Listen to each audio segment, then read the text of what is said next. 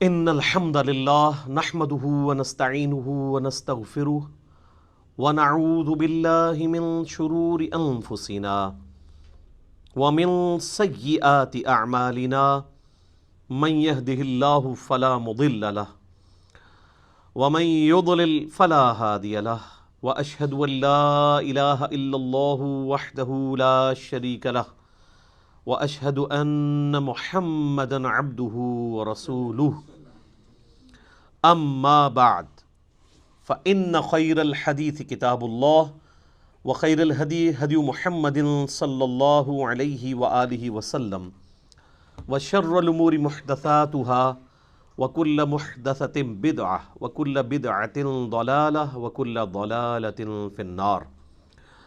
اعوذ باللہ السمیع العلیم من الشیطان الرجیم من ہمزہ ونفخہ ونفثہ بسم اللہ الرحمن الرحیم رب اشرح لی صدری ویسر لی امری واحلل عقدۃ من لسانی یفقہوا قولی۔ بسم اللہ الرحمن الرحیم ان اللہ وملائکتہ یصلون علی النبی یا ایہا الذین آمنوا صلوا علیہ وسلموا تسلیما۔ اللہم صل علی محمد وعلی آل محمد کما صلیت علی ابراہیم وعلی آل ابراہیم انک حمید مجید۔ اللہم بارک علی محمد وعلی آل محمد کما بارکت علی ابراہیم وعلی آل ابراہیم انک حمید مجید۔ ربنا آتنا فی الدنیا حسنۃ وفی الآخرۃ حسنۃ وقنا عذاب النار۔ ربنا آتنا من لدنک رحمۃ وہیئ لنا من امرنا رشدا۔ لا الہ الا انت سبحانک انی کنت من الظالمین۔ حسبنا اللہ ونعم الوکیل۔ یا حی یا قیوم برحمتک استغیث اصلح لی شأنی کلہ ولا تکلنی الی نفسی طرفۃ عین ولا حول ولا قوة الا باللہ العلی العظیم آمین۔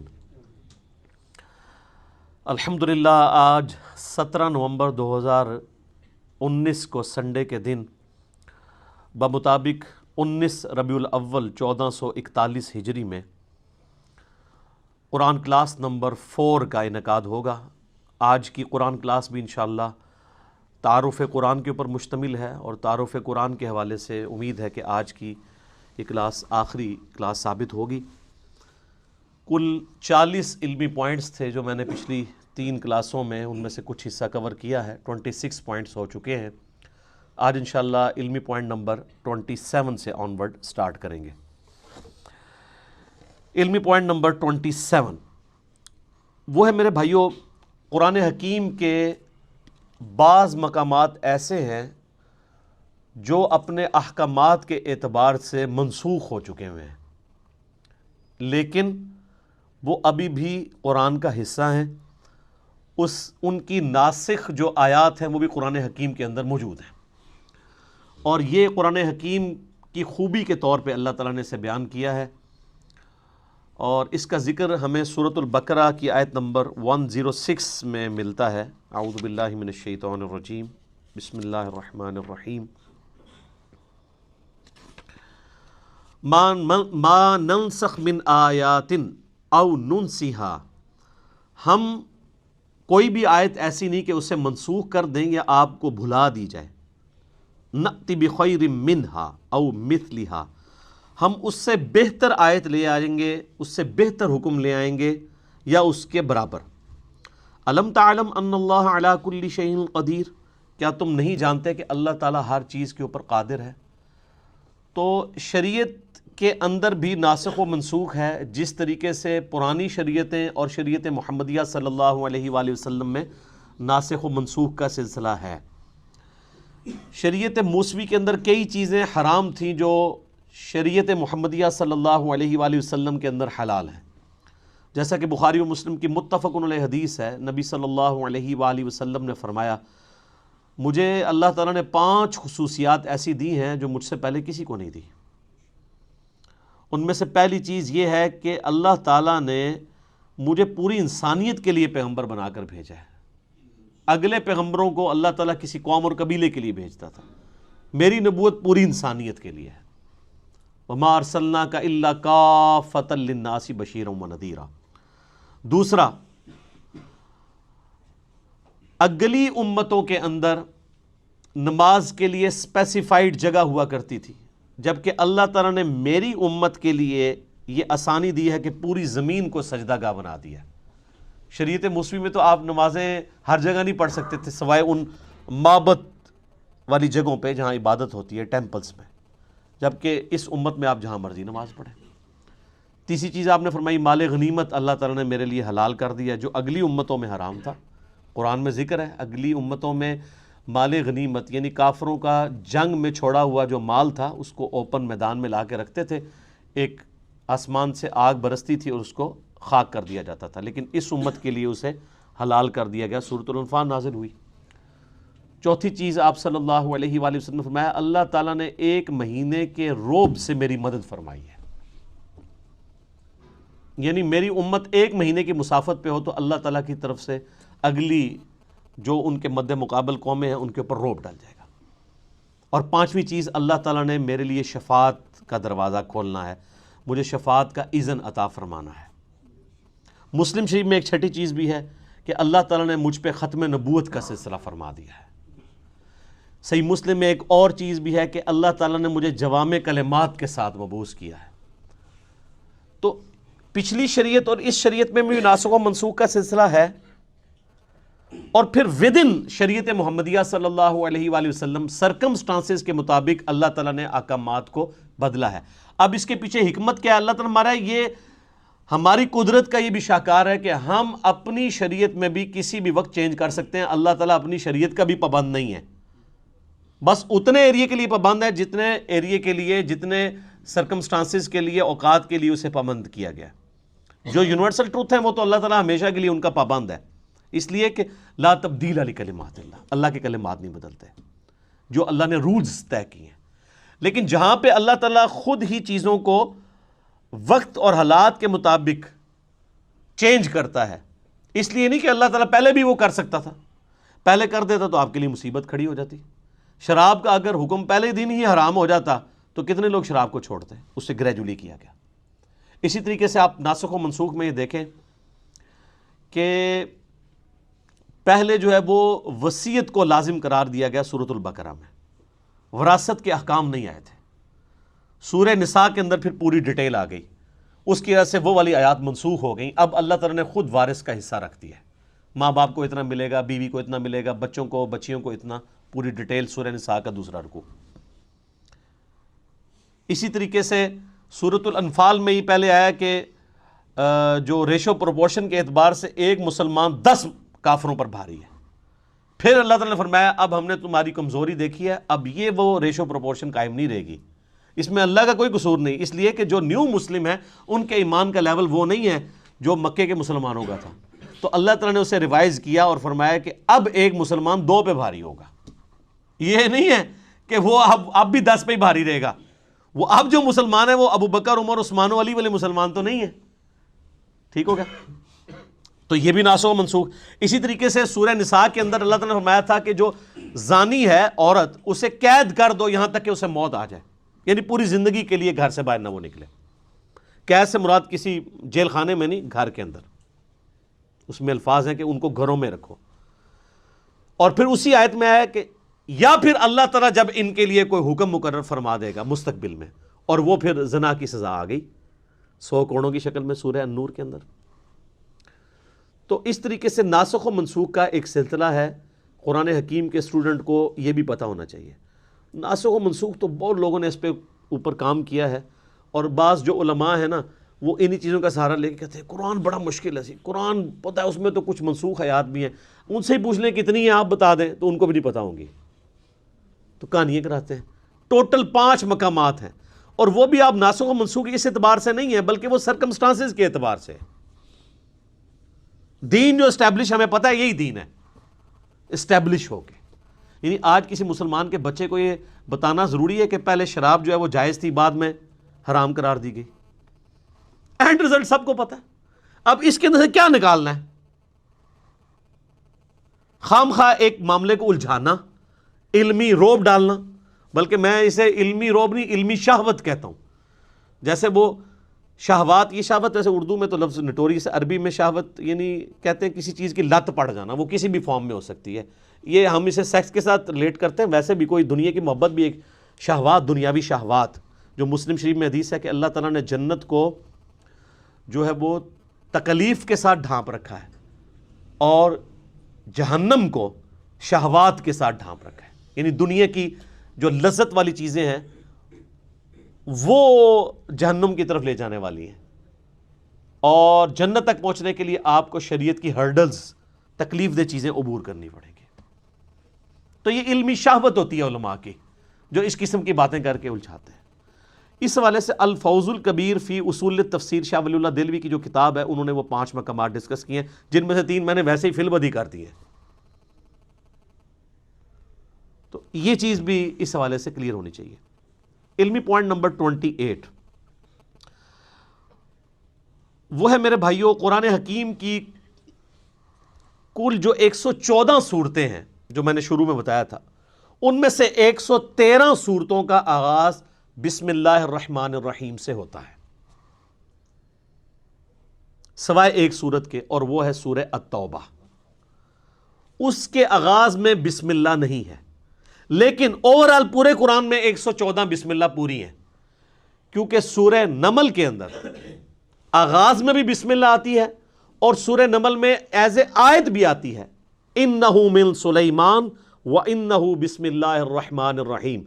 جو ملکہ بلقیس کے پاس خط آتا ہے تو وہ کہتی ہے یہ کوئی معزز خط ہے اور یہ سلیمان کی جانب سے ہے، اور اس کا آغاز ہے بسم اللہ الرحمن الرحیم سے. تو وہ بسم اللہ اگر آپ جوڑ لیں تو 114 صورتیں ہیں قرآن کی، اور بسم اللہ بھی 114 ہی ہیں، لیکن 113 دفعہ صورتوں کے آغاز میں، اور ایک جو ہے وہ صورت بغیر بسم اللہ کے ہے، وہ سورہ التوبہ ہے، اور اس کی کمپنسیشن بھی سورہ نمل میں ایز اے آیت بھی ہے. سورہ توبہ کے سٹارٹ میں بسم اللہ نہ آنے کی کئی ایک حکمتیں لوگوں نے بیان کی ہیں. سب سے جو مضبوط رائے ہے وہ یہ ہے، چونکہ اس صورت میں اللہ تعالیٰ کے غضب کا کوڑا برسا مشرکین عرب کے اوپر، کیونکہ اس کا آغاز ہی بڑا جارحانہ ہے، برات، اعلان برات ہے. اللہ تعالیٰ نے بیزاری کا اظہار کر دیا اور اس کے رسول نے ان کافروں سے. یعنی وہ 23 سالہ جو دعوت کا دور تھا، جس میں دعوت، تبلیغ، دعوت، اور اچانک اب 23 سال کے بعد اللہ تعالیٰ کہہ رہے جی اب کوئی ذمہ داری نہیں ہے، 4 مہینے کا ٹائم ہے، یا تو یہ اسلام قبول کریں گے یا عرب کی سرزمین چھوڑ کے چلے جائیں گے، اور اگر عرب میں رہیں گے تو قتل کیے جائیں گے. عذاب استیصال ان کے اوپر آئے گا، کیونکہ اگلے نبیوں کے منکرین پہ بھی تو عذاب آتا تھا نا. قوم نوح پہ عذاب آیا نا سیلاب کی شکل میں، قوم لوط پر پتھروں کی شکل میں، قوم فرعون کو سمندر میں ڈبویا گیا. تو ہمارے نبی کے انکار کرنے پر بھی کافروں پر عذاب آنا تھا. 23 سال چھٹی دی کھلی. اس دفعہ سورہ توبہ میں آیا کہ اب عذاب کی یہ شکل ہوگی کہ مسلمانوں کی تلواریں ان پہ مسلط کی جائیں گی. اور سورہ توبہ کی آیت ہے 14 نمبر، اللہ تعالیٰ فرماتا ہے مسلمانوں اللہ تعالیٰ انہیں عذاب دے گا تمہاری تلواروں سے.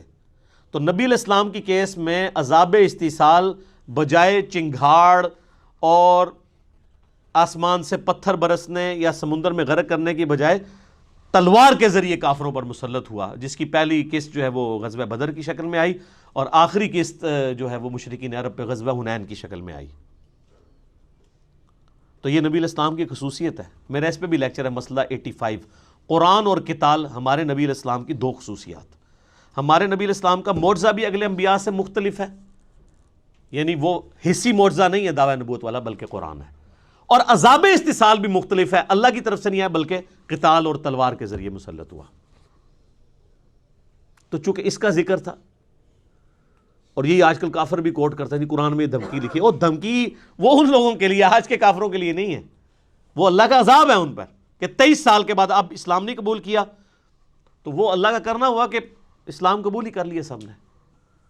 اللہ تعالیٰ نے ان کے دل اسلام کے لیے کھول دیے. وقتی طور پہ تو ڈر کے کیا طلقاء نے، اور اللہ نے بعد میں ایمان بھی پھر استقامت دے دی لوگوں کو.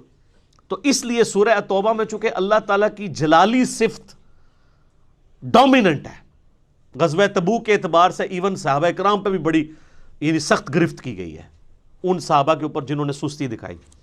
تو اس لیے اس کا آغاز بغیر بسم اللہ کے، اللہ کی رحمان اور رحیم کی صفت کے بغیر ہے. تو یہ 114 کا عدد پورا ہو جاتا ہے جب سورہ نمل میں وہ بسم اللہ کر دی جائے۔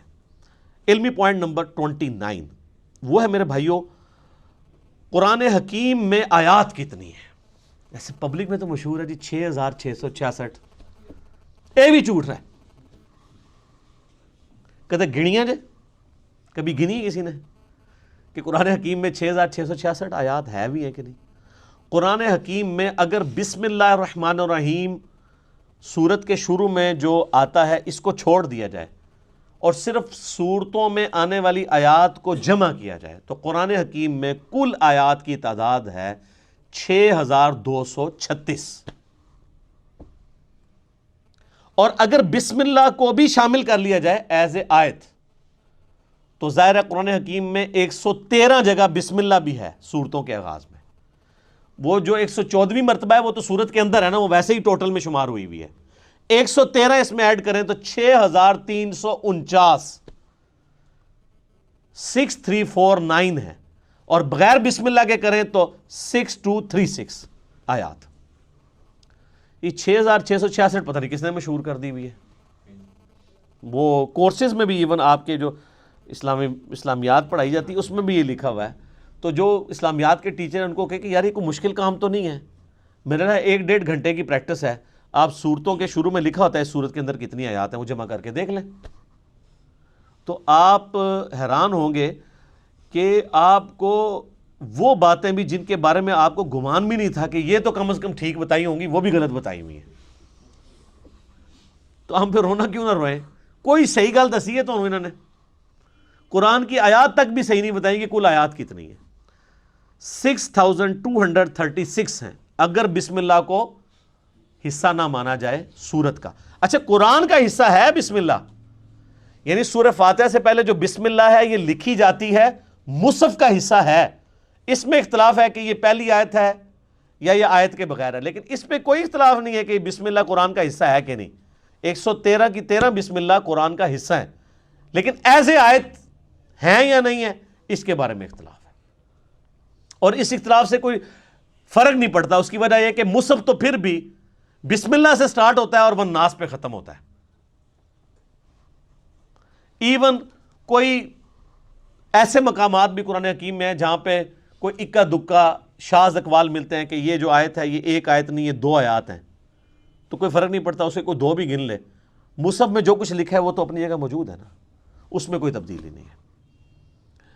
علمی پوائنٹ نمبر 30 نمبر، قرآن حکیم میں صورتیں عموماً جوڑوں کی شکل میں ہیں، اور یہ اللہ تعالیٰ کی سنت ہے۔ سورہ ذاریات میں ہے کہ اللہ تعالیٰ نے مخلوقات کو جوڑوں کی شکل میں پیدا کیا۔ جوڑا جو ہوتا ہے نا وہ آپ کو پتہ ہے ایک دوسرے کا ریسیپروکل ہوتا ہے، مرد ہے عورت ہے، میل فیمیل، لیکن یہ دونوں چیزیں مل کے ایک مشترکہ مقصد کو اچیو کرتے ہیں۔ جیسے مرد اور عورت دونوں کے ملاپ سے اللہ تعالیٰ نے اولاد کا سلسلہ شروع کیا۔ یہی جینڈرز والا ایشو جو ہے وہ جانوروں میں بھی ہے، ایون نباتات کے اندر بھی ہے، تو دونوں ایک دوسرے کے بغیر امپرفیکٹ ہیں، دونوں مل کے پرفیکٹ ہوتے ہیں۔ اس طرح قرآن حکیم میں بھی صورتیں جوڑوں کی شکل میں مل کے ایک پرفیکٹ مقصد کو اچیو کرتی ہیں، جس کی آپ کو سب سے موٹی مثال سورۃ الفلق اور سورۃ الناس ہے۔ یہ بھی جوڑا ہے۔ سورۃ الفلق ان شیاطین کے حملوں کو ڈیل کرتی ہے جو باہر سے حملہ آور ہوتے ہیں، جادو کی شکل میں، حسد کی شکل میں۔ آپ دیکھ لیں، قل اعوذ برب الفلق من شر ما خلق، ہر اس چیز کے شر سے تیری پناہ میں آتا ہوں جو تو نے پیدا کی ہے۔ ومن شر النفاثات فی العقد ومن شر حاسد اذا حسد، پھونکے مارنے والی جو جادوگرنی ہیں ان کے شر سے، اور حسد کرنے والے کے حسد سے۔ حسد کرنے سے یہ نہیں ہوتا کہ کسی کو کوئی نقصان پہنچاتا ہے، مراد یہ کہ وہ فزیکلی پھر اس حسد کا شکار ہو کے آپ کو نقصان نہ پہنچائے۔ لیکن سورۃ الناس جو ہے وہ اندر سے حملہ آور ہونے والی چیز ہے، جو داخلی چیزیں ہیں، انٹرنل چیزیں، یہ ایکسٹرنل چیزیں، خارجی چیزیں، اور وہ انٹرنل۔ قل اعوذ برب الناس ملک الناس الہ الناس من شر الوسواس الخناس الذی یوسوس فی صدور الناس من الجنۃ والناس۔ سورۃ البقرہ سورہ ال عمران بھی جوڑا ہے۔ سورہ البقرہ بھی سابقہ امت مسلمہ کو ڈیل کرتی ہے، لیکن وہ کون سی امت؟ یہودی۔ اور سورہ آل عمران بھی ایک سابقہ امت مسلمہ کو ڈیل کرتی ہے، عیسائی نصارہ، یہ دونوں مل کے ایک پرفیکشن کی طرف جاتے ہیں۔ سورہ النجم اور سورۃ القمر یہ بھی جوڑا ہے، چاند اور تارہ، چاند تارہ ویسے بھی جوڑا ہے، آپ کے وہ جھنڈے پہ بھی ہے نا۔ تو یہ قرآن حکیم جوڑوں کی شکل میں ہے، اور آپ کو بعض اوقات بالکل سملر آیات جو ہے وہ جوڑوں میں مختلف انداز میں صورتوں میں ملے گی۔ ایک علیحدہ سے ٹاپک ہے، اور اس کی ڈسکوری جو ہے نا امت میں پہلی دفعہ کی ہے حمید الدین فراہی صاحب نے رحمہ اللہ تعالی، جو غامدی صاحب کے بھی اور ڈاکٹر اسرار صاحب کے بھی دادا استاد ہیں، امین احسن اصلاحی صاحب کے استاد۔ اب یہ آپ چیز دیکھیں، یہ وہ چیز ہے جو امت میں پہلے 1300 سال کے مسلمانوں کے اوپر اس طرح اشکار نہیں ہوئی، اگرچہ اشارے موجود تھے۔ یار جب ابو داؤد میں، ترمذی میں، ابن ماجہ میں حدیثیں موجود ہیں معوذتین کے بارے میں، دو پناہ دینے والی صورتیں، اسی طریقے سے مسلم شریف میں حدیث ہے کہ سورہ آل عمران اور سورہ بقرہ جو ہیں یہ دو پرندوں کی شکل میں، صاحبان کی شکل میں قیامت والے دن سایہ کریں گی، تو اشارے تو موجود تھے، لیکن اس طرف کسی کا دماغ نہیں گیا کہ یہ واقعی جوڑے ہیں، پھر ان کا ایک مقصد چیز ہوتا ہے۔ وہ پوری کی پوری ایک جو سمجھ لیں آپ پوری ڈاکٹرائن ہے نا، وہ اس بندے نے ڈسکور کی ہے، اور اس بندے نے بھی کمال کام کیا ہے جی۔ وہ بندہ قرآن کو سمجھنے کے لیے 40 سال تک ایک خیمے میں اس نے زندگی گزاری ہے، جا کے بالکل ریگستانی ایریا میں اسی طریقے کے مطابق جن حالات و واقعات میں قرآن نازل ہوا تھا، تاکہ وہ عرب کے لوگوں کے کلچر کو سمجھ سکے اور ان فیلنگز کو فیل کر سکے۔ پھر اللہ نے دیکھے کیسی چیزیں ان کے اوپر کھولی ہیں۔ ان کو آج یعنی اس حوالے سے قرآن کے نظم، اس کو نظم کہا جاتا ہے قرآن کا، اس کا امام مانا جاتا ہے، حالانکہ کوئی پرانے بزرگ نہیں ہے، بمشکل 100 سال ہوئے ان کو فوت ہوئے۔ ڈاکٹر اسرار صاحب نے بھی اس حوالے سے جو تعارف قرآن کے اپنے لیکچر ہیں بیان القرآن میں، اس میں بڑی ڈیٹیل سے وہ بولے ہیں، اور انہوں نے ایمانداری کی ہے کہ ان کا نام لیا ہے، اس ڈسکوری کو اپنے ساتھ منسوب نہیں کیا۔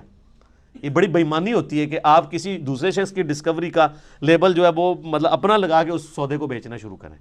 تو میں نے بھی اس لیے ایمانداری کی کہ یہ میری کوئی ڈسکوری نہیں ہے، کہ کوئی یہ نہ کہہ جی علی بھائی نے کیا کمال کر دیا، جس نے کیا اسی کی طرف منسوب کر رہے ہیں۔ اور اللہ تعالیٰ ان کی غلطیوں سے درگزر فرمائے، ان کو نیک کاموں کا اجر عطا فرمائے، آمین۔ علمی پوائنٹ نمبر 31 وہ ہے میرے بھائیوں،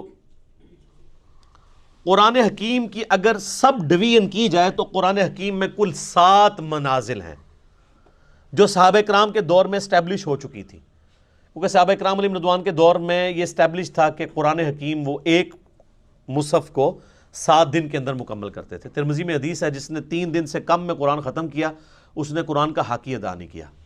یہ ان کو کہا جا رہا ہے جن کو عربی آتی ہے، اور جو کہتے ہیں ہمارے بزرگ ایک ایک رات میں پورا قرآن ختم کرتے ہیں تو وہ کیڑا ثواب کھٹتے رہنے، آپ سمجھ لو۔ صحابہ کو کہا جا رہا ہے 3 دن سے کم میں قرآن مکمل نہیں کرنا، تو 3 دن میں صحابہ کرام قرآن مکمل کرتے تھے یا 7 دن کے اندر۔ تو اب 7 دن کے لیے پھر انہوں نے اپنی منزلیں مقرر کر لی۔ یہ منزل کا لفظ آپ بھی آج کل وہ بزرگوں کے وظائف کی کتابیں بھی ہیں نا، وہ منزلیں لکھتے ہیں، ٹھیک ہے، وہ کہتے ہیں تصوف کی اتنی منزلیں طے کر لی ہیں، لفظ قرآن سے ہی پکڑا ہوا ہے۔ صحابہ کرام کے دور میں یہ اسٹیبلش ہو گیا تھا کہ جس نے 7 دن کے اندر قرآن ختم کرنا ہے نا، اس کے لیے انہوں نے ثانی کر کے نا ایکولی ڈیوائڈ کر کے، آلموسٹ ایکولی ڈیوائڈ کیا، 100% نہیں۔ اور چونکہ یہ صحابہ کرام کی ڈویژن تھی، اس میں آپ کو پھر اس طرح کی خامی نظر نہیں آئے گی جو پاروں کی ڈویژن میں نظر آئی ہے، وہ میں اگلے پوائنٹ میں ڈسکس کروں گا۔ اگر سورہ فاتحہ کو آپ قرآن کا مقدمہ مان لیں، پریفیس ہے نا ظاہر ہے،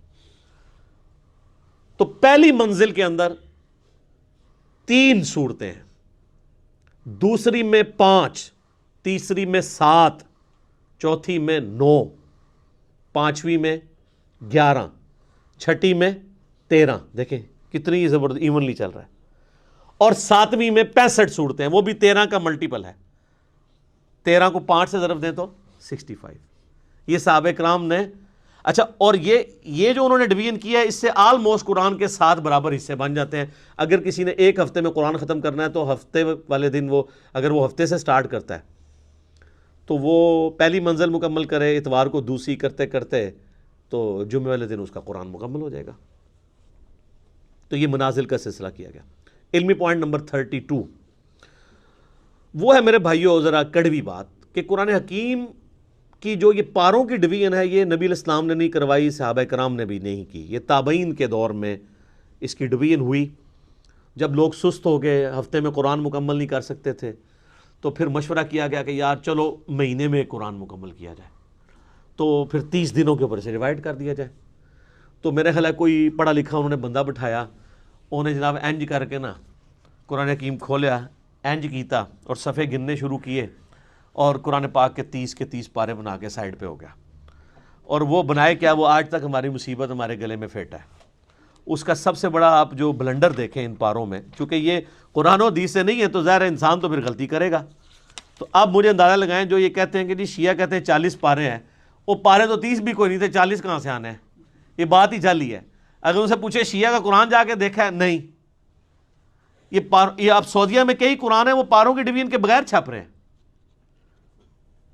وہ بیچ میں سے آیات شروع ہو رہی ہوتی ہیں، کیونکہ پاروں کی ڈویژن کو تو وہ اسٹیبلش مانتے ہی نہیں ہے نا، صورتوں کی ڈویژن ہے، منازل کی ہے۔ اب یہ دیکھیں بلنڈر کیا ہوا ہے۔ پارہ نمبر 13 جو ہے اس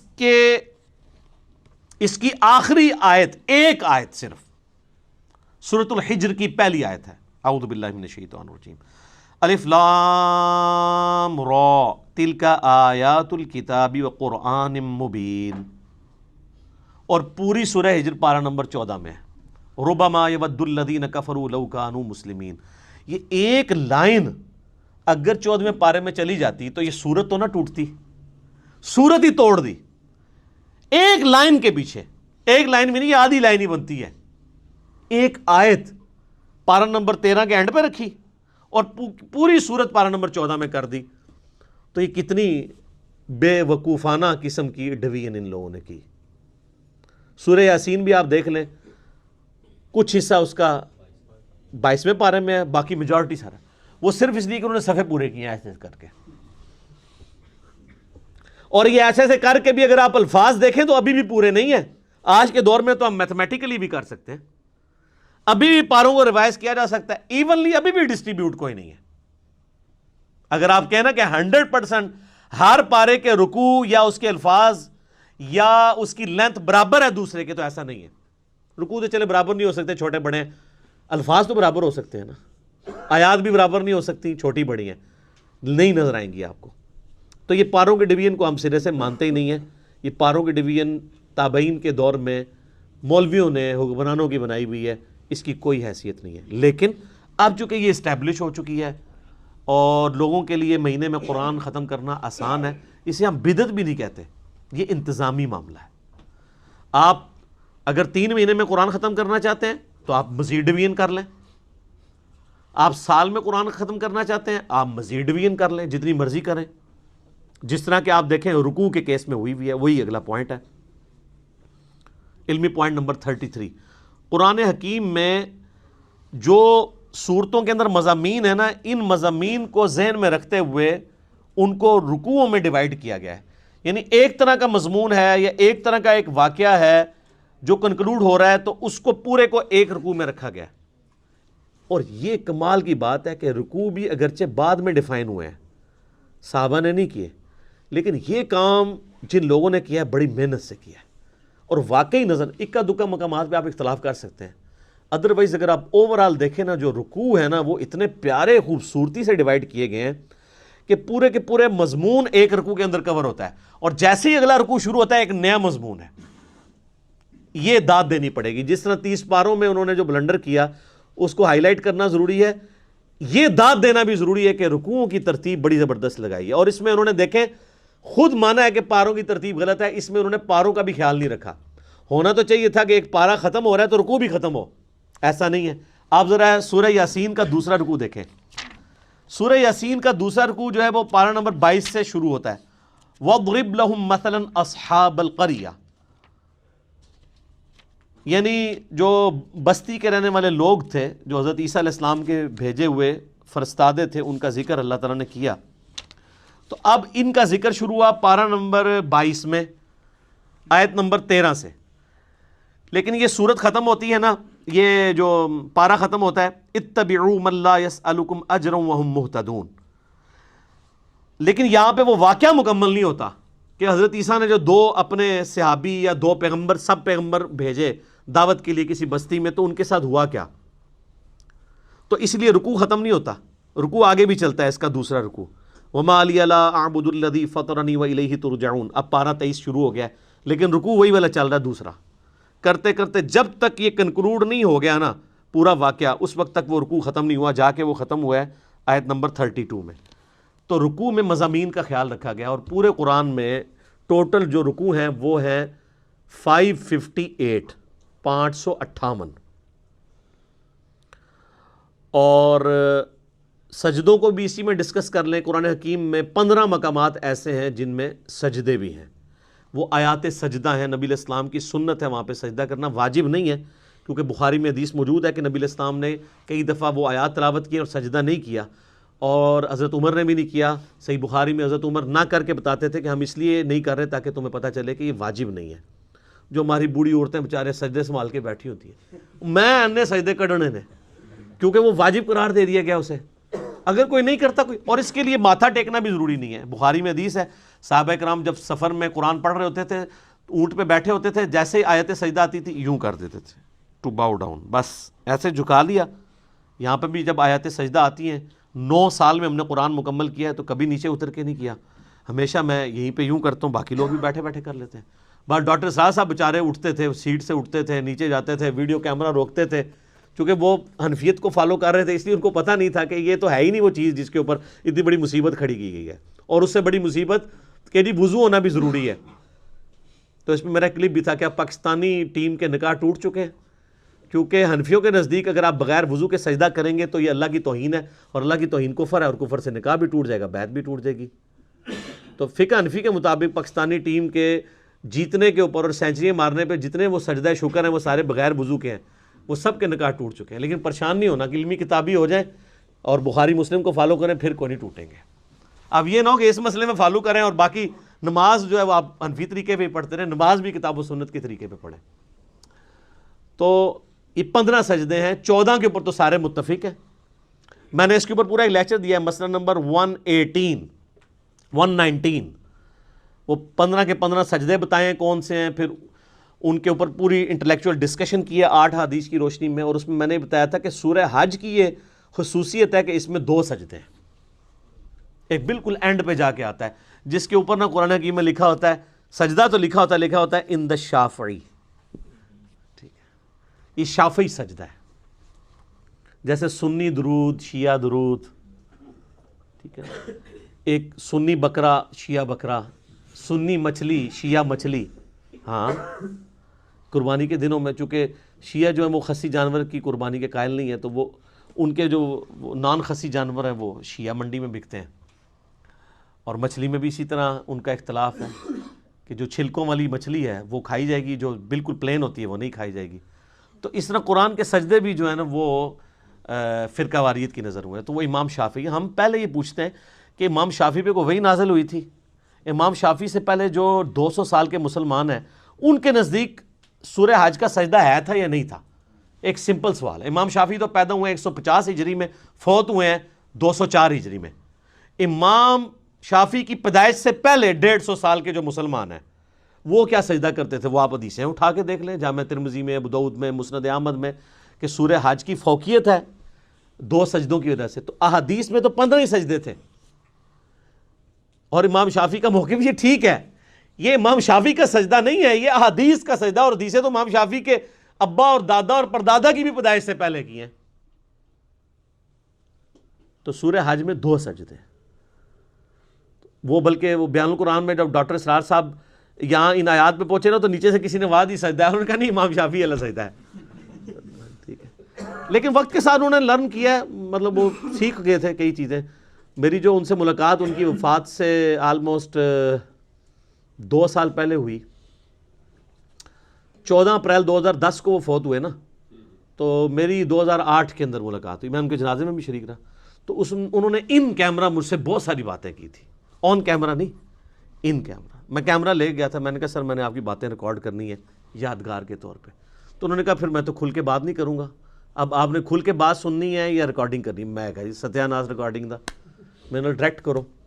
تو اس میں انہوں نے کئی ایک باتیں کی اس حوالے سے، جس سے مجھے یہ پتہ چلا کہ ان کو آخری عمر میں کئی ایک باتیں کلیئر ہو چکی تھی جو ان کو اپنی زندگی میں، جن کے اوپر وہ چیزوں کے اوپر چلتے رہے، جس میں انہوں نے ٹاپ آف دا لسٹ یہ بات کی تھی کہ نماز کا طریقہ وہی ہے جس طریقے سے اہل حدیث نماز پڑھتے ہیں، یہ حنفیوں کا طریقہ ٹھیک نہیں ہے۔ لیکن خود وہ رفع الیدین سے نماز پڑھتے بھی تھے، نہیں بھی پڑھتے تھے، لیکن موقف ان کا یہ تھا۔ ان کی ایک ہی ویڈیو ریکارڈڈ ہے، یوٹیوب پہ رکھی ہے، جس میں انہوں نے سورہ حشر کی آخری 3 آیات کے ساتھ نماز پڑھائی ہے، مغرب کی غالباً یا عشاء کی، وہ رفع الیدین سے ہی پڑھی ہے انہوں نے۔ میرے ساتھ کھڑے ہو کے انہوں نے 3 نمازیں پڑھی ہیں، تو جمعے کی، عصر کی اور مغرب کی، مئی 2008 میں۔ تو انہوں نے سنت کے مطابق نماز پڑھی، رکوع میں جاتے وقت، رکوع سے اٹھتے وقت رفع الیدین کیا، الحمدللہ۔ علمی پوائنٹ نمبر 34 وہ ہے میرے بھائیوں، قرآن حکیم فلسفے یا سائنس کی کتاب نہیں ہے، بلکہ یہ کتاب ہے ہدایت انسانی کی۔ اگرچہ اس میں سائنٹیفک فیکٹ سے ریلیٹڈ 1000 سے زیادہ آیات ہیں، لیکن ان فزیکل فینامنا آف نیچر یا التذکیر بآلاء اللہ کے ذریعے اللہ کا تعارف کروایا گیا۔ مقصد سائنٹیفک فیکٹس بیان کرنا نہیں ہے۔ تو قرآن ایک لٹریچر کی بک ہے، اور اس لٹریچر کی بک کا مقصد بھی انسانی ہدایت ہے۔ اگرچہ اس میں کئی ایک مضامین ڈسکس ہوئے ہیں، کئی ایک ٹاپکس ڈسکس ہوئے ہیں، لیکن مرکزی چیز التذکیر ہے۔ وَأُوحِيَ إِلَيَّ هَذَا الْقُرْآنُ لِأُنذِرَكُم بِهِ وَمَن بَلَغَ۔ اے نبی فرما دو اللہ نے قرآن میری طرف اس لیے وحی کیا ہے تاکہ اس کے ذریعے میں تمہیں بھی تبلیغ کر دوں، اور جس تک یہ قرآن پہنچ جائے وہ اسی قرآن کے ذریعے تبلیغ کرے۔ تذکیر، نصیحت، ڈر سنانا، اور کہیں کہیں خوشخبری بھی ہے، لیکن ہمارے لوگوں نے خوشخبری ڈومیننٹ لی ہوئی ہے، ڈر کو نیچے کر دیا ہے۔ اس کا اینڈ رزلٹ آپ کے سامنے ہے، سب کہہ رہے ہیں جو کچھ بھی ہے تیرے محبوب کی امت سے ہے۔ ٹھیک ہے، موجہ مارو، عقل نہ ہوئے تو موجہ ہی موجہ، عقل ہوئے تو سوچے ہی سوچا۔ تو یہ اس لیے اس چیز کو آپ نے ذہن میں رکھنا ہے قرآن پڑھتے ہوئے۔ اچھا، علمی پوائنٹ نمبر 35 وہ ہے قرآن حکیم کو سمجھنے کے لیے جہاں تک تعلق ہے شرعی احکامات کا، شریعت محمدیہ صلی اللہ علیہ وآلہ وسلم کا، تو اس کے لیے ہم اپنے سلف کی طرف رجوع کریں گے کہ صحابہ، تابعین، تبع تابعین نے ان معاملات کو کیسے سمجھا۔ نکاح طلاق کے مسئلے ہوں گے، وضو کے مسائل ہوں گے، نماز کا طریقہ ہوگا، نکاح سے ریلیٹڈ چیزیں ہوں گی، کیونکہ ان کا تعلق سائنس کے ساتھ تو نہیں ہے۔ البتہ جن چیزوں کا تعلق سائنٹیفک فیکٹس کے ساتھ ہے، اس میں ہم اپنے سلف کی طرف نہیں دیکھیں گے بلکہ خلف کی طرف دیکھیں گے، کیونکہ ہمارے سلف کو تو کئی چیزیں پتہ ہی نہیں تھی سائنٹیفک فیکٹس کے اعتبار سے۔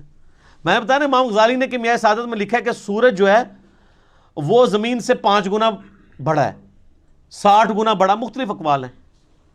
آج ہمارے بچے کو بھی پتا ہے کہ 60 گنا نہیں ہے، 6000 گنا بھی نہیں ہے، 6 لاکھ گنا بھی نہیں، 13 لاکھ گنا بڑا ہے سورج۔ تو ہمارے بزرگوں کو نہ علم غیب تھا نہ علم سائنس تھا، اس لیے اتنی بڑی بڑی غلطیاں ان سے ہوئی۔ تو سائنٹیفک فیکٹس کے لیے آپ پریزنٹ دور میں دیکھیں گے، ایمبریولوجی سے ریلیٹڈ آیات ہوں، جیولوجی سے ریلیٹڈ آیات ہوں، ایسٹرونومی سے ریلیٹڈ آیات ہوں، اس میں سلف کی رٹ نہیں لگائیں گے کہ سلف نے لکھ دیا ہے، ٹھیک ہے، تو اب ہم نے اسی کو فالو کرنا ہے۔ اب آپ پتہ قرآن حکیم میں جگہ جگہ آیا نا کہ دل اندھے ہو چکے ہیں، یہ سوچتے نہیں، ان کو ہم نے دل دیا تھا۔ تو پرانے اسلاف نے ان سے رزلٹ یہ نکالا کہ دماغ سوچتا ہی نہیں، دل سوچتا ہے، اور انہوں نے دماغ کے سوچنے کا بھی انکار کر دیا۔ وہ تو پھر آج ہمیں سائنس بتا رہی ہے کہ دل بھی سوچتا ہے، دماغ بھی سوچتا ہے۔ اس کے اوپر میرا کلپ ہے، انسٹرومنٹ آف انٹلیکٹ، وہ دماغ ہے یا دل، وہ آپ دیکھ لیں، دونوں سوچتے ہیں۔ لیکن قرآن حکیم میں چونکہ ذکر بار بار آیا دل کا، تو انہوں نے کہا دماغ سوچتا ہی نہیں ہے۔ اب اس میں ہم سلف کی بات نہیں مانیں گے، خلف کی بات مانیں گے، جنہوں نے سائنٹیفکلی چیزوں کو لرن کیا۔ اور قرآن میں صرف دل کا ذکر نہیں ہے، افئدہ کا لفظ بھی آیا ہے، وہ دماغ کی طرف بھی جا سکتا ہے۔ سینٹر، عقل کا ذکر آیا ہے۔ اب وہ عقل کے لیے ضروری نہیں کہ وہ دل ہی ہو، دل بھی سوچتا ہے۔ یہ بھی علیحدہ بات ہے کہ یہ بھی اب ریسنٹ ڈسکوری ہے، یوٹیوب پہ اس کے حوالے سے ویڈیوز بھی موجود ہیں۔ پہلے لوگ دل کے سوچنے کو نہیں مانتے تھے، چونکہ قرآن لٹریچر کی بک ہے اس لیے قرآن دل کا ذکر ڈومینیٹ کرتی ہے. ایک سائنٹسٹ ہے جس کو پتا ہے کہ دماغ سوچتا ہے، وہ کبھی نہیں کہے گا کہ آج میرا دماغ کر رہا ہے کہ میں بریانی کھاؤں، وہ بھی کہے گا میرا دل کر رہا ہے آج بریانی کھاؤں، کیونکہ لٹریچر کی زبان میں دل کا لفظ ہی بولا جاتا ہے. تو قرآن حکیم کا سٹائل لٹریچر کا سٹائل ہے. تو اس لیے اس چیز کو آپ نے ذہن میں رکھنا ہے، ادروائز آپ کے لیے مصیبت کھڑی ہو جائے گی کہ آپ نے ان احکامات کے اعتبار سے جو ہے وہ سلف کی طرف دیکھنا ہے اور سائنٹیفک فیکٹس کے اعتبار سے خلف کی طرف دیکھنا ہے. اور اس میں یہ بھی یاد رکھیے گا کہ قرآن حکیم میں کامیابی انہی لوگوں کے لیے ہے کہ قرآن پہ عمل بھی کریں. یہ سلف خلف کی بحث میں خالی نہ وہ پڑھے رہیں کہ جی اس آیت کی تشریح یہ ہے، اس کی یہ ہے، اور لوگ یہ وہی چیز ہے جسے میں علمی شہوت کہتا ہوں. یہ علمی شہوت ہے، صرف اس پہ عمل بھی کرنا ہے.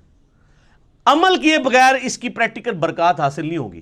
صحیح مسلم میں حدیث ہے نا، حضرت عمر کہتے ہیں کہ نبی علیہ السلام فرمایا اللہ تعالیٰ اس کتاب کی وجہ سے قوموں کو عروج دے گا اور قوموں کو زوال بھی دے گا. عروج دیا ہے صحابہ کرام کو، کہاں ان بدوؤں کو اٹھا کے دنیا کا امام بنا دیا، اور وہ رومن اور پرشین امپائر جو ہزاروں سال سے استحصال کر رہی تھی انسانیت کا، اکھاڑ کے رکھتی ہیں ود ان 17 ایئرس. یعنی مسلمانوں کی اگر آپ گراف جو اوپر جانا شروع ہے وہ تو 2 ہجری کے بعد ہے. 2 ہجری میں غزوہ بدر ہے، 3 میں غزوہ احد ہے، 5 میں غزوہ خندق ہے، 6 میں صلح حدیبیہ ہے، 7 میں غزوہ خیبر ہے، 8 میں فتح مکہ ہے، اور 8 ہی میں غزوہ حنین ہے، مشرکین عرب کے خلاف آخری جنگ. 9 میں غزوہ تبوک ہے، رومن امپائر بھی بھاگ گئی نبی علیہ السلام کے رعب کی وجہ سے، ورنہ یرموک وہیں پہ ہو جانی تھی. اور اس کے بعد اگلے 3-4 سالوں کے اندر یرموک کے اندر رومن امپائر جزیہ دینے پہ آمادہ ہوگی، جنگ بھی ہار گئی. اور قادسیہ میں اسی سال قادسیہ کے اندر پرشین امپائر ٹوٹ گئی، یہاں تک کہ پوری پرشین امپائر مسلمانوں کے پاس آ گئی. تو یہ صحابہ کرام کو اللہ تعالیٰ نے قرآن کے ذریعے اٹھایا ہے، انہوں نے قرآن پہ عمل بھی کیا ہے. آج بھی جو قرآن پہ عمل کرے گا نا اسی کو قرآن سمجھ آئے گا، ادروائز قرآن اس کو لگے گا یہ تو ایک بے ہنگم سی کتاب ہے، نعوذ باللہ. اور آپ دیکھیں مشرکین عرب کے اندر 2 خامیاں تھیں، اللہ نے وہ کیسی دور کی. نمبر 1 خامی تھی کہ وہ طوائف الملوکی کا شکار تھے، آپس میں لڑتے رہتے تھے. نمبر 2 چٹے ان پڑھ جاہل تھے. اللہ نے یہ 2 خامیاں کیسے دور کی؟ انہیں قرآن کے ذریعے ان کی زبان میں ہی ایسا علم دیا کہ یہودیوں اور عیسائی جو ان کو امی کہتے تھے ان کی زبانیں بھی ان کے سامنے بند ہو گئیں. جنہوں نے سورۃ المائدہ سورہ نساء پڑھ لی ان کے سامنے کون پریسٹ بیٹھ سکتا ہے، ان کے ساتھ علمی ڈسکشن کر سکتا ہے. اور دوسری خامی جو طوائف الملوکی تھی، نبی صلی اللہ علیہ وآلہ وسلم کی شکل میں ان کو ایک ایسا لیڈر دیا کہ سارے عرب قبائل ان کے نیچے جمع ہوئے، پھر رومن پرشین امپائر انہیں الٹ ہی دینی تھی نا. اور ان 2 خامیوں کو دور کر کے اللہ نے ان کی 2 خوبیاں یوٹیلائز کر لی. ایک خوبی ان کے اندر یہ تھی کہ جب وہ کسی کو زبان دیتے تھے پھر گردن ہی کٹتی تھی. بیعت کا مطلب تھا کہ اب بس اس کے ساتھ بیعت کر لی، اب جو بھی یہ کہے گا ماننا ہے، چاہے جان بھی دینی پڑے. ابو جہل نے دی ہے نا، کفر کے لیے دی ہے، لیکن زبان پہ قائم رہا ہے، اس کے ماننے والے بھی قائم رہے. یہ تو یہودی تھے جو کمزور ایمان والے تھے نا، ان کو پھر اللہ نے اٹھایا بھی تو نہیں. 10 یہودی بھی مسلمان نہیں ہوئے. اوس اور خزرج نے اسلام قبول کیا ہے نا، عربیوں نے، چٹے ان پڑھوں نے. تو اللہ نے ان کی یہ جو خوبی تھی. اور دوسرا یہ عرب کے لوگ ٹف ماحول کے عادی تھے. رومن اور پرشین امپائر تو اپنے آپ کو سپر پاور کنکلوڈ کر چکے تھے، انہوں نے سوچے نہیں تھا ہمیں کوئی چیلنج بھی کر سکتا ہے. اور یہ عربی روکھی سوکھی کھا کے بھی کئی دن فاقے کر کے بھی، اونٹوں پہ ریگستانی سفر کر کے بھی، یہ تو عادی تھے ہارٹ آف ماحول کے. ان کی تو کوئی چیز بھی اسٹیک پہ نہیں لگی تھی، نہ ان کے پاس محلات تھے، یہ تو کہیں پہ بھی سو جایا کرتے تھے. ٹھیک ہے، خود بھی پتے کھا کے گزارا کر لیتے تھے. تو ایسے لوگ جن کے لیے دنیا میں کوئی لگژریس لائف نہیں تھی، یہ ان کی بہت بڑی خوبی تھی. تو یہ جب ٹکرائے ہیں تو انہی کا اسلحہ ان سے چھین کے ان کو الٹ کے رکھ دیا انہوں نے. اور پھر ایسی داغ بیٹھی ہے کہ وہ جو شروع کی محنت ہے 1000 سال تک پھر سر دنیا پہ حکمرانی کی ہے نا مسلمانوں نے، سپر پاور رہے ہیں. آج کہتے ہیں جی جناب وہ ہم حکمران تھے پھر کیا ہو گیا. تو جو تھے وہ زمانے میں معزز تھے مسلمان ہو کر، اور تم خار ہوئے تارک قرآن ہو کر. یہ مسلم کی حدیث کا ترجمہ کیا ہے ڈاکٹر اقبال نے جواب شکوہ میں، جو صحیح مسلم میں حدیث ہے اللہ تعالیٰ اس کتاب کی وجہ سے قوموں کو عروج دے گا اور اس کتاب کی وجہ سے قوموں کو زوال دے گا. اسی کو ٹرانسلیٹ کیا ہے. تو یہ بات یاد رکھو. مجھے ڈاکٹر سرار صاحب کی بات بار بار یاد آتی ہے، انہوں نے تعارف قرآن میں بھی یہ بات کی تھی کہ جو قرآن کی اس دعوت کے اوپر عمل نہیں کرے گا نا، اسے کبھی بھی قرآن کا اتار چڑھاؤ، قرآن کا مزاج سمجھ نہیں آئے گا، کیونکہ آپ ان کیفیتوں سے گزریں گے ہی نہیں۔ قرآن والی کیفیتوں سے آپ کب گزریں گے؟ جب آپ معاشرے سے ٹکرائیں گے۔ قرآن کہہ رہا ہے یہ کرو، معاشرہ کہہ رہا ہے یہ کرو، تو آپ کو معاشرے کی تیکھی باتیں سننی پڑیں گی، اس کی وجہ سے آپ کی تطہیر ہوگی، اللہ کے لیے آپ کو صبر کرنا پڑے گا، ہو سکتا ہے کبھی کبھار گالیاں کھانی پڑیں اور کبھی تک مار تک بھی نوبت آ جائے۔ جب تک یہ نوبت نہیں آئے گی تو وتواصوا بالحق اور وتواصوا بالصبر کیسے آپ کو سمجھ آئے گا؟ میٹھی میٹھی باتیں کرنے سے، میلاد کانفرنسز کرنے سے، محرم کی شیرنی بانٹنے سے، محفل میلاد کرنے سے، محفل قرآن کرنے سے، تلاوت کے محفل قرات کروانے سے اور نعتیہ مقابلے کروانے سے تو کوئی فرق نہیں پڑتا۔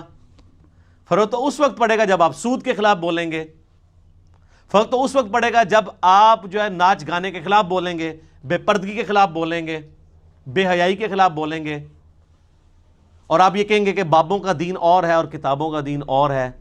کتابیں تو یہ بتا رہی تھی، ہمارے بزرگ ہمیں کیا بتا کے گئے ہیں؟ ہر چیز غلط نکلی ہے۔ آج لوگوں کی داڑھیاں سفید ہو گئی ہیں، وہ کہتے ہیں او یار پوری زندگی کہاں گزار دی، اب پتہ چلا دین یہ تھا۔ یہ ہمیں کیا لوگ دین سکھاتے رہے ہمارے بزرگ بابے؟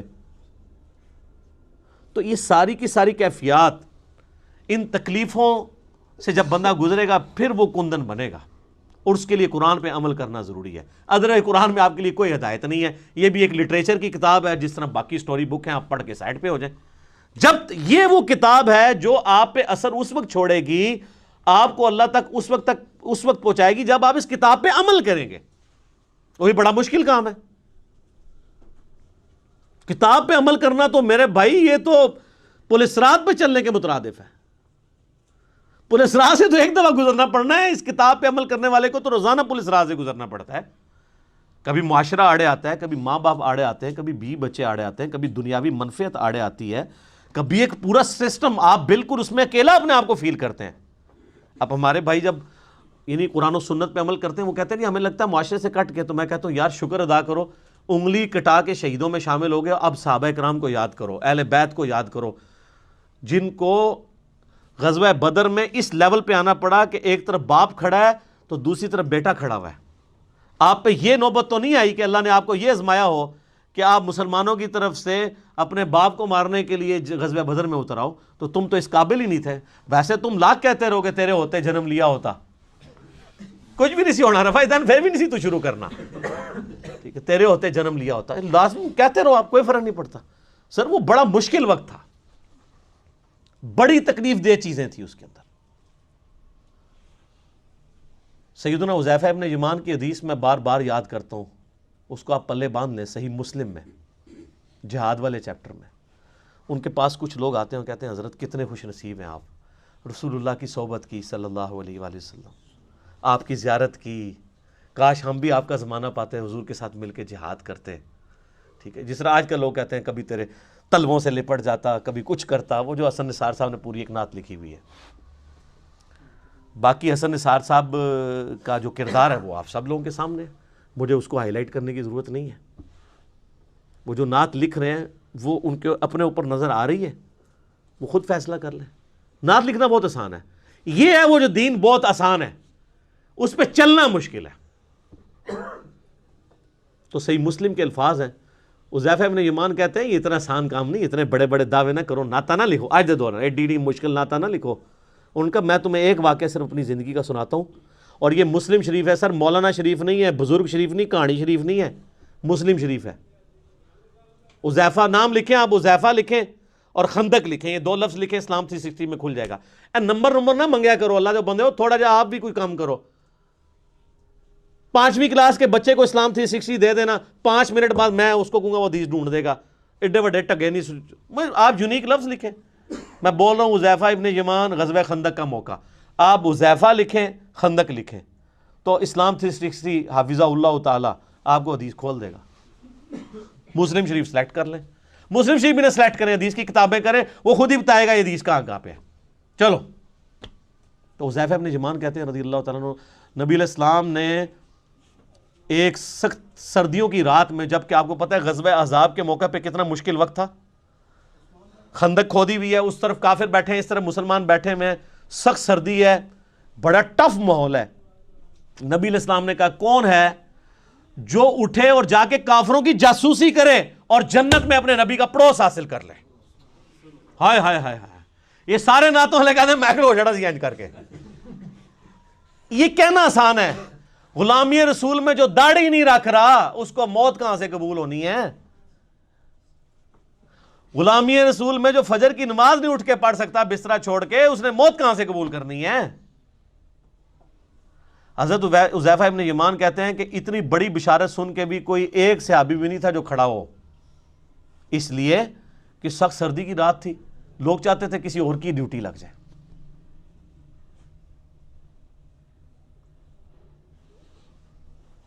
اب کیا ہوا؟ نبی علیہ السلام نے دوسری دفعہ فرمایا, کون ہے جو رات کے وقت جا کے کافروں کی جاسوسی کرے اور جنت میں اپنے نبی کا پڑوس حاصل کر لے؟ کائنات میں سب سے بڑی کوئی چیز یہی ہو سکتی ہے نا. اس سے بڑی صرف ایک چیز ہے کہ اللہ تعالیٰ کسی کو پیغمبر بنا دے. پیغمبر بننے کے بعد اگر دوسرے نمبر پہ کوئی فضیلت ہے تو جنت میں ہمیشہ کا پڑوس پیغمبروں کا. یہی ہے نا, یہی ہم اللہ سے مانگتے ہیں کہ اللہ تعالیٰ ہمیں بقیہ غرقت میں مدفن اور جنت الفردوس میں اپنے محبوب صلی اللہ علیہ وآلہ وسلم کا پڑوس عطا فرمائے, آمین. حضرت حذیفہ کہتے ہیں دوسری بار بھی کوئی نہیں کھڑا ہوا, تیسری دفعہ بھی کوئی نہیں کھڑا ہوا, چوتھی دفعہ نبی علیہ السلام فرمایا حذیفہ.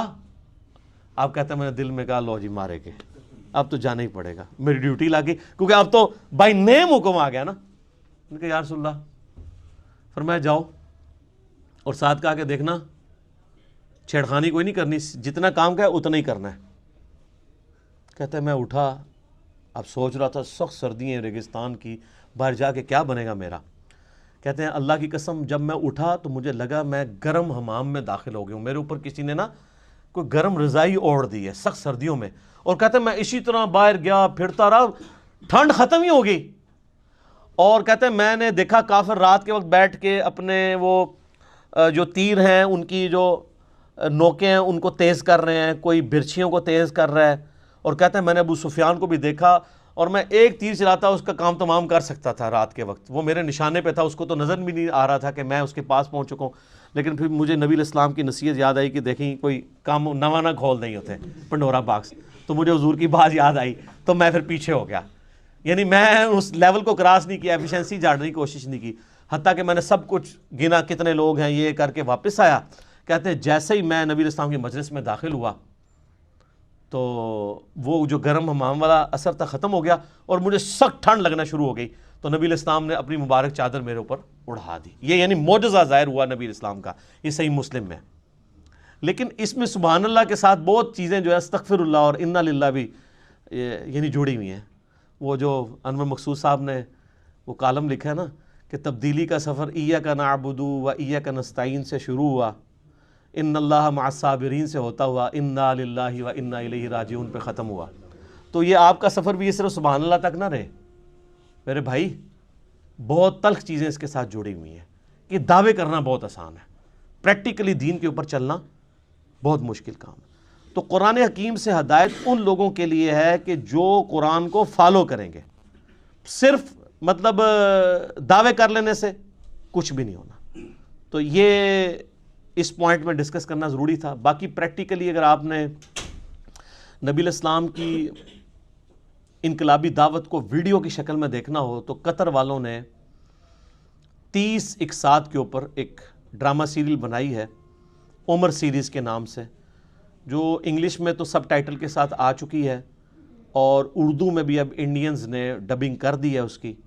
ہمارے واٹس ایپ گروپ میں رابطہ کریں, چونکہ یوٹیوب کے اوپر وہ کاپی رائٹس کا ایشو ہے, وہ اپلوڈ نہیں ہو سکتی.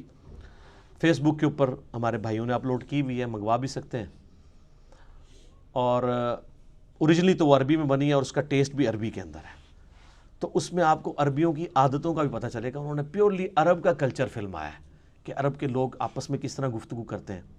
یہاں آپ نے وہ کلچر دیکھنا ہے, پٹھانوں کو دیکھیں, سیم آلموسٹ وہی ریزیمبلنس آپ کو نظر آئے گی. وہ آپس میں بات کرتے ہوئے لگتا ہے لڑ رہے ہوتے ہیں, عربی بھی اسی طرح ہی لڑ رہے ہوتے ہیں گفتگو کر عام نارمل انداز میں بھی. پھر بات بات پہ محاورے بڑے سخت قسم کے, وہی ہے تیری ماں مر جائے.